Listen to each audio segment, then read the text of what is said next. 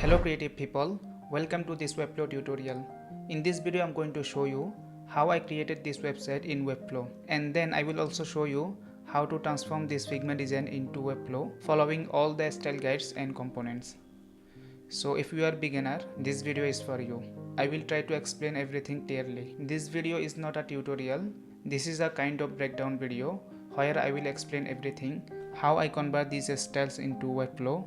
Also I will explain lots of advanced things like how to create this kind of animations and how I created these visuals, and then I will also explain this kind of glow effect, and most importantly there are two nav drop down. The first one is resources, as you can see, and the second one is this, and I will explain everything clearly. So let's get started.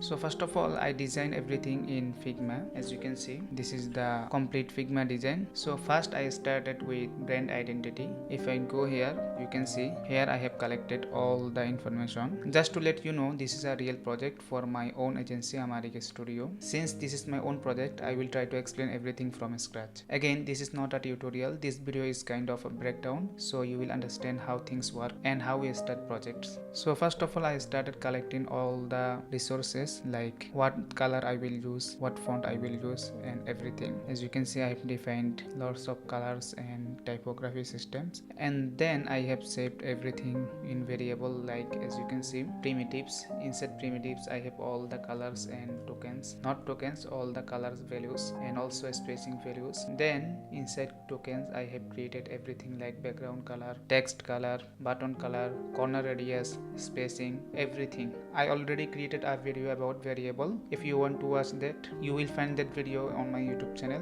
so make sure to check that out. So let's get started. By the way, this is a real project, so I don't want to share the clonable, but if I get 20 comments, I will definitely share the clonable as well. First of all, there is a hero section. As you can see below, this is a glow effect, and this is a first navbar, and this is the second navbar, and then the second section is this company logos, and there is a subtle animation. When I scroll, the animation will also animate, and outside of that there is a glow that is hiding the edges. And then this is a normal section where I will collect leads from potential clients, and then this is our services like web design, Webflow development, brand design, Webflow migration, Webflow maintenance. And then the next section is why us. Here I added some kind of information that our client wanted to know about us, why we are based in this niche. And then there is a next section where I describe why Amariq is best compared to freelancers and large agencies, and there is a glow, as you can see. Again, I want to say that this is not a final build because there are lots of work to complete. Like right now it's not just a desktop design, I have to complete the mobile design as well, mobile tab, everything. I just completed the desktop design. I will work on the responsiveness as well, so I will share everything in the next videos. This will be kind of a playlist where I will explain everything one by one. Okay, I think this is the duplicate version of the website, so I can show you everything without hesitation, because now if I change anything here, it won't affect our main website. So first let's start with this navbar. Before I will talk about navbar, let me finish the Figma first. So as I told you, first I have designed and collect all the information about my brands, and then I started designing the website. As you can see, for now this is, I just completed the home page, and let me show you this page. So first I started with this glass effect, but later I removed this glass effect because it's not looking great on the live website, so I remove it. But if you want, I can definitely share with you, so you can use on any other project, because for this specific project I am not using, but this is a very good effect. You just have to place it on any color, it will look good as well. Let me hide it. As you can see, this is a very good glass effect. I will definitely share with you if you want. And so this is the home page. As you can see, everything is the same. And then this, let me talk about this screenshot, and then these are the graphics I created myself. It took me lots of time to create, to get the idea and create everything. So as you can see, everything is designed manually. not AI images. And then I use some kind of libraries, and I don't invent everything from scratch. I used some libraries and paid graphics and use my style and colors, so it becomes mine. Yeah, this section is not completely designed by me, but lots of things is designed by me. And then this section, this is a glow effect. Let me share the glow effect. So inside it, let's see it. Yes, this is the glow effect, button glow. Okay, behind the button I also have a glow, that's why it's pop up. The reason it's popping out very intense. And then this is the FAQ section. By the way, I used Relium libraries as well sometimes because it makes my work faster. To be honest, I will share everything because I am not the fan of creating everything scratch. I always try to use components that will increase my work speed, also not limit my creativity. Okay, so this is the home page, and for the nav, as you can see, this is the nav for our service section. Today I just generated this with ChatGPT, and if I show you, I generated different variation of it, and finally I got it. If I share the ChatGPT, yeah, as you can see, I asked ChatGPT to make this logo like this style. So ChatGPT first asked me to share the reference again, and then I got this was not a first. I have asked ChatGPT multiple times, then I got this result. So if you can describe everything with references, you will definitely get a very good idea. Also, I have experimented with different gradient and different images, and finally I selected this is the best, or this one is the best. Which one you like? Because still the website is not published, it's under construction, you can say. So I will definitely change. Also, these icons looking good. Maybe you would say these are not custom made. Yeah, this everything is custom made. And if I show you, as you can see, there are layers of stroke. And if you want a detailed tutorial about how I created this, make sure to tell me in the comments. Okay, so after I completed everything, and also I created the whole website using variables. If I show you, because it make the work faster, as you can see, everything is connected to styles, variables, and also components. As you can see, this is a component, and if I show you my components, as you can see, I have created different components and different version of my buttons.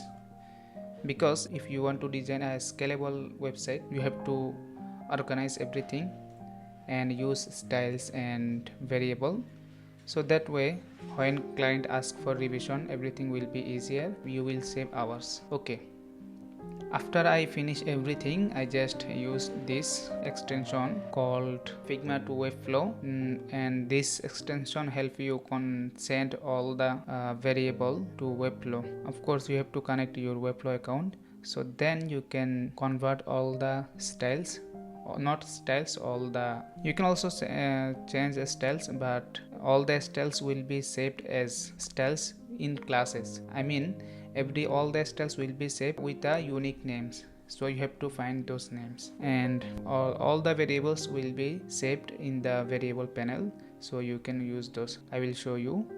So when you convert everything, and you will find all the variables here in the variable panel. As you can see, all the color scheme, typography, I used the same font for heading and body. Then there are all the UI styles like corner radius, spacing, border width, and everything. Okay, so I think you got the idea. I am taking time to describe everything clearly. I hope you won't get bored, because this is a real project and I want you to explain everything clearly, so when you get a client project, you can do the same. Okay, let's start with the navbar. First, I started with the Relium component. So I don't have to design this mobile. For some reason it's not showing properly.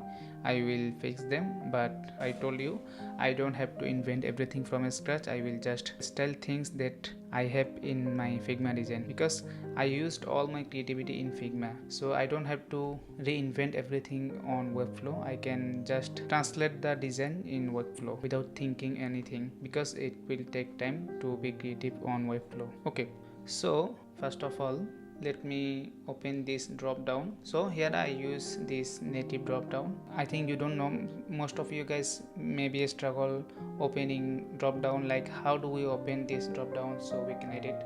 It's very easy. First select the drop down and click on this show, and the drop down will show here. So here I didn't created the icon here again from scratch, because in Webflow you can't add this border gradient like I told you. Let me go here.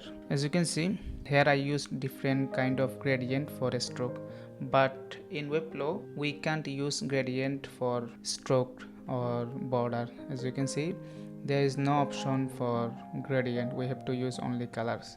So we can apply some method to create gradient border like I did with this button. If I open it, and you can see there are lots of things going on. Instead of using Webflow's default button, I created this myself from scratch, so I was able to get this kind of that has this glow effect. Okay, so let me open it again and show. As you can see, so what I did, I just right click and copy as SVG, and then I just paste here, and all the settings will be the same, so I don't have to resize or rethink about sizing as well, so it will save a lot of time. To make things faster, you can install this Relium extension. It will save even more time, because you can just paste the icon with one click. You don't have to bring in a embed code again. You can just copy from Figma and just paste here. So I think now you understand how I created this, and I imported the image here, and here you can see there are two column, and the first column I included this, and in the second column I have this. And if I preview, as you can see, there is a hover effect, and also this color is changing. Let me show you how I did that. So first of all, I selected this column link, and I created this animation, mouse hover animation, and added this animation. As you can see, inside it I have this. First I added a scale. I want this image to scale, and then I also want this title to change its opacity from 80% to 100%, and that's it. And also I added a secondary animation, mouse hover out animation, opposite of the first one. There I have only the two animation, and that's it.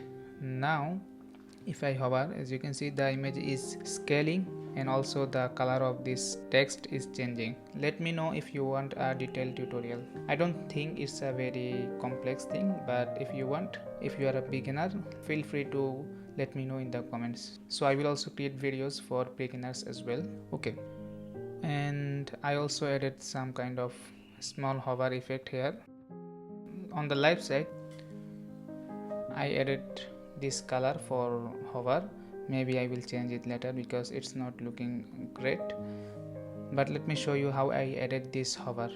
So first I select this box, and then I select this hover state, and I just added this background color. I can play around with this color. Maybe I will decrease the opacity a bit down. Maybe I will change the color. Let me try to be creative. Okay, now if I open it, as you can see, the hover effect is now looking a bit better. Okay, it's also working, and since I use the same class, and so that's the reason I don't have to redo the same thing on this drop down as well. So as you can see, the hover effect already changed here as well. Okay, so then I think now you understand how I created this snap.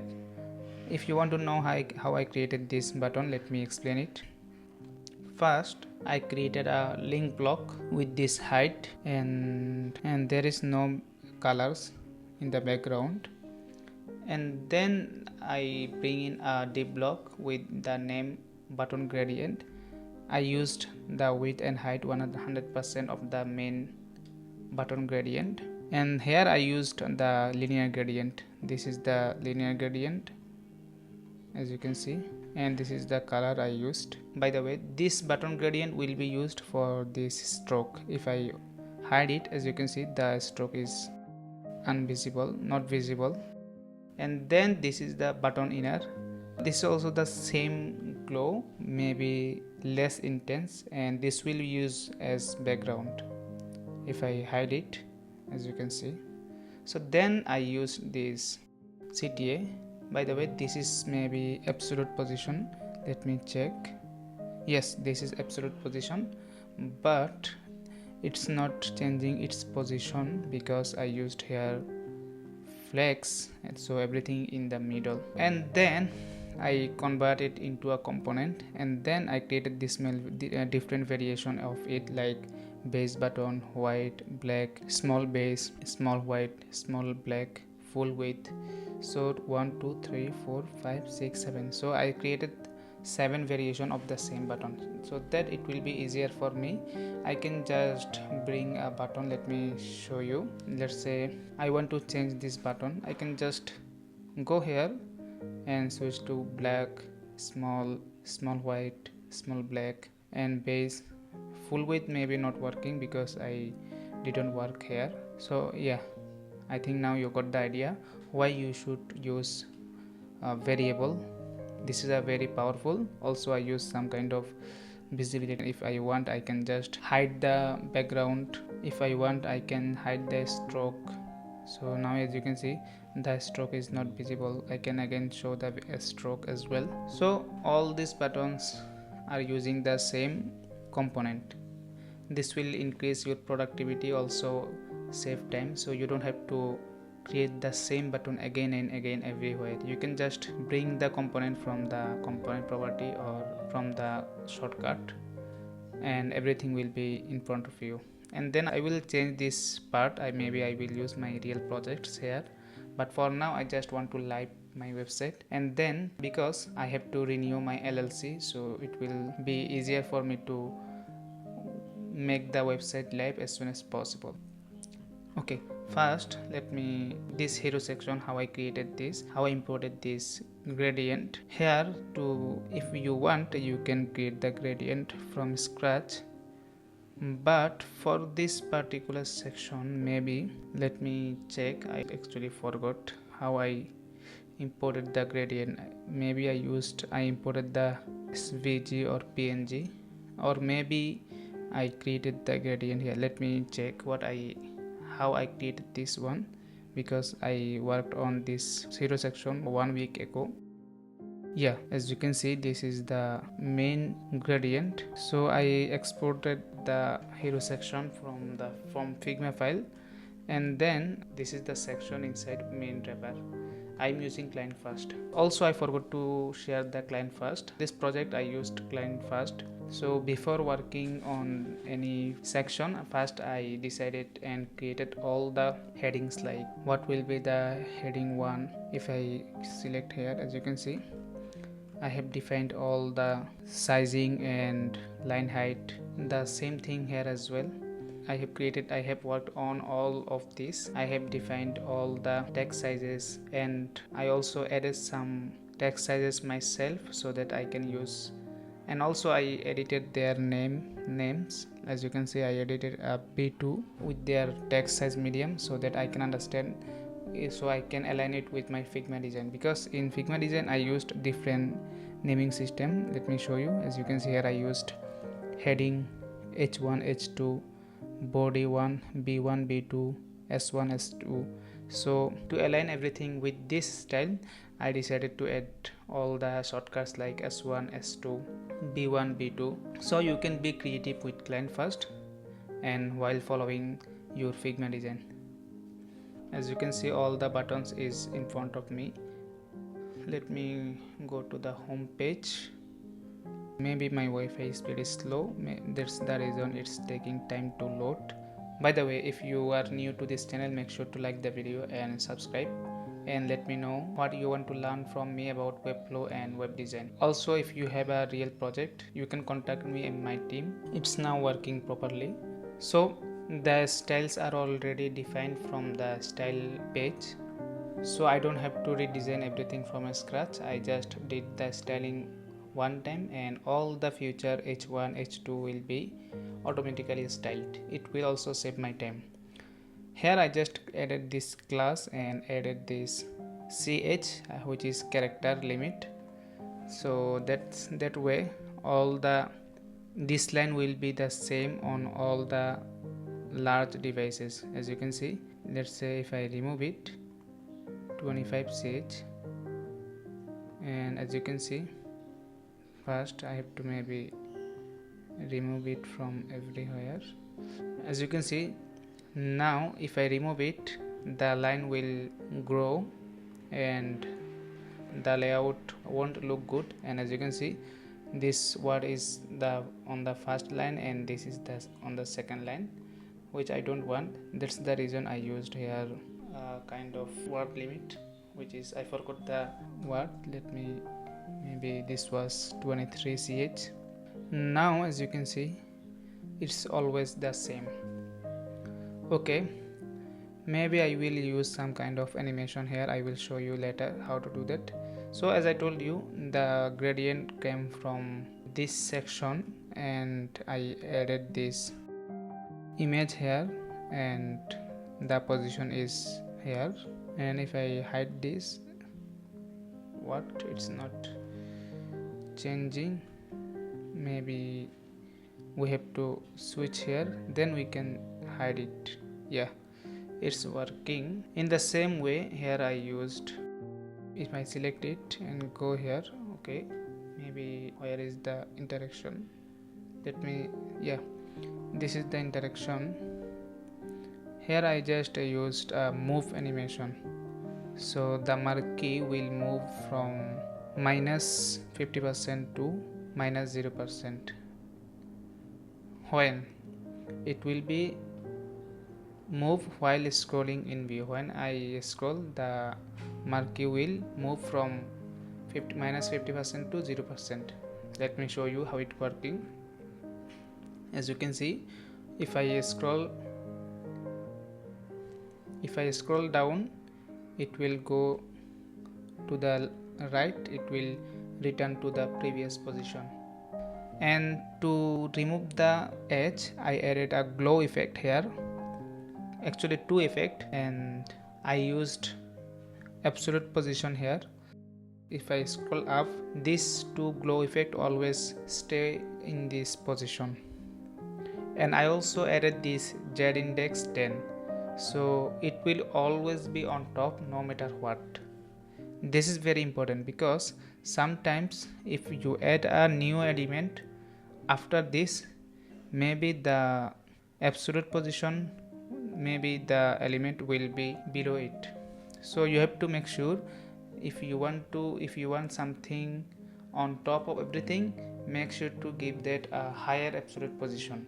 Maybe you can use 1000 Z index, so that it won't change anytime. Okay, I think this is a very easy animation, everyone can do that. Then we have this section. Seems easy, but this was very difficult, because as you can see, all of these buttons are absolute positioned, and it's very difficult to maintain the position the same on all devices. As you can see, I adjusted everything, but still sometimes the positions are changing.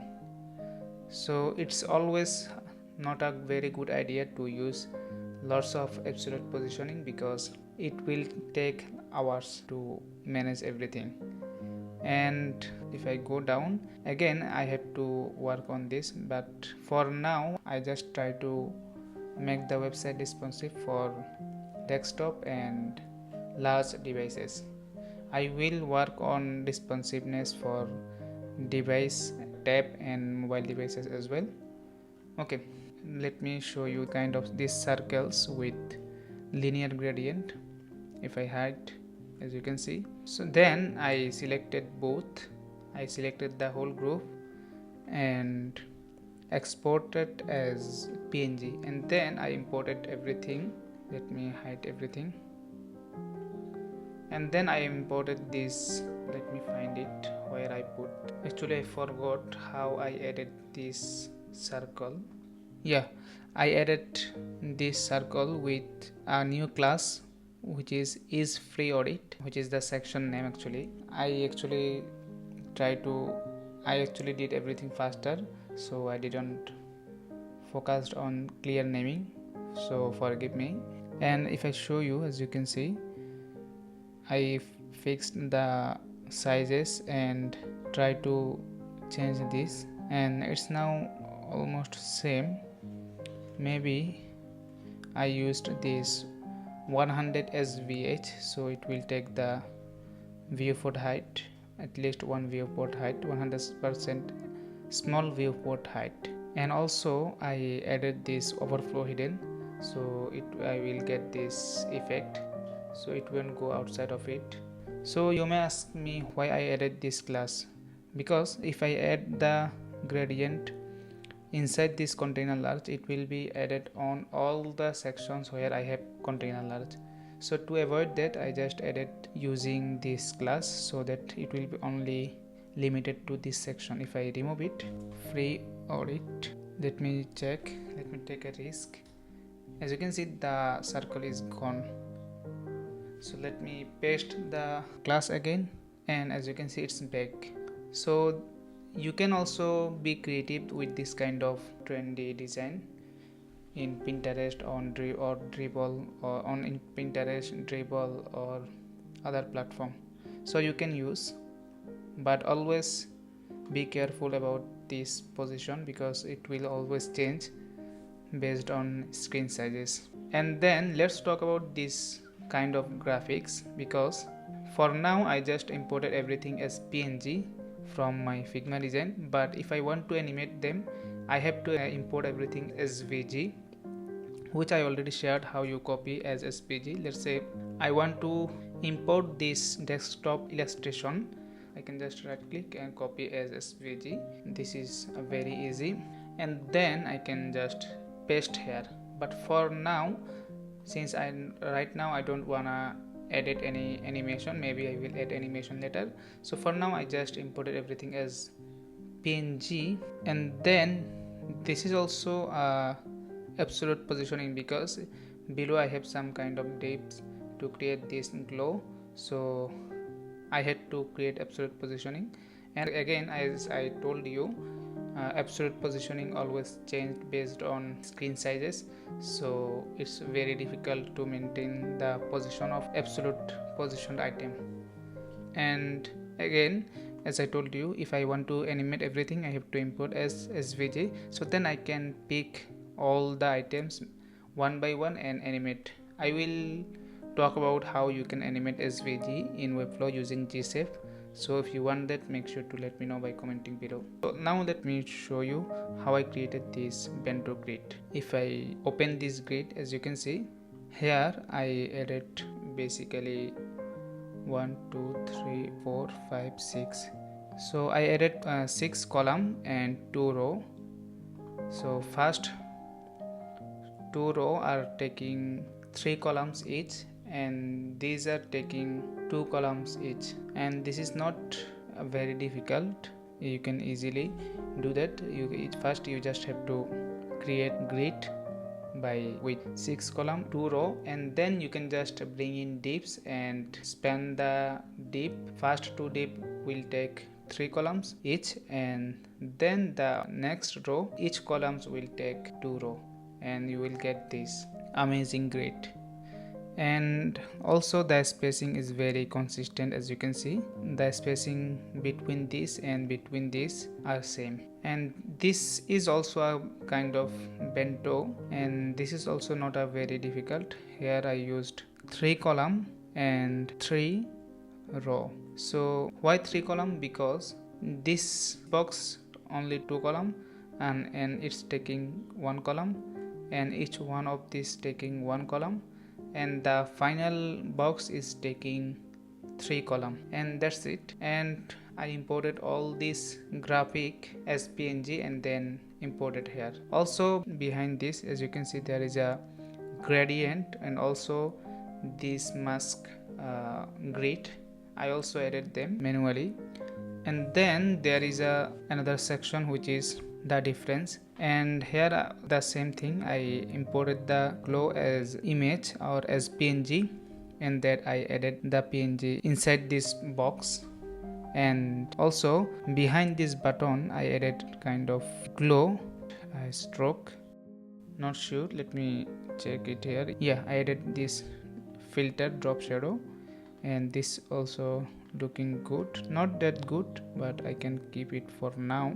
I can see why if I hide it, it's looking better, but for now let's keep it. Or maybe I will try to reduce it later a bit, or maybe I can just select the color and try to be creative with it. It's looking better now. I will work on it later. Okay, so for this icons, I imported these icons as SVG. Let me show you from the Figma design. As you can see, I created this button manually and then I just copied as SVG and imported inside Webflow, and there is nothing complex. The layout is very easy, and this is also easy. And then I just here for this divider, I didn't use a div, I just added a outline.